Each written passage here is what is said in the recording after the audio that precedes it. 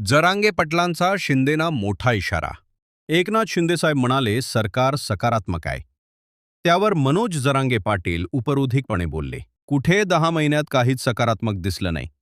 10 महिने गेले, मराठ्याचं वाटोळं झालं. याला ते सकारात्मक म्हणत असेल तर ते खरं आहे. मराठ्याच्या पोराचं वाटोळं झालं. सारथी अभ्यासक्रम 554 होता, तो काढून टाकला, असं मनोज जरांगे म्हणाले. मराठ्यांवरील गुन्हे मागे घेतले नाहीत. मराठ्याच्या पोरांनी बलिदान दिलं, त्यांना निधी दिला नाही, नोकऱ्या दिल्या नाहीत. याला सरकार सकारात्मक म्हणत असेल तर ते बरोबर आहेत. गॅझेट काढलं पण प्रमाणपत्र दिलं नाही. ते म्हणाले, 58 लाख कुणबी प्रमाणपत्राच्या नोंदी निघाल्या पण व्हॅलिडिटी दिली नाही. आमच्यासाठी सरकार कुठे दिसतच नाही. आमचं सगळं वाटोळं झालं. 10 महिने झाले. वेळ देऊनही पाऊल उचललं नाही.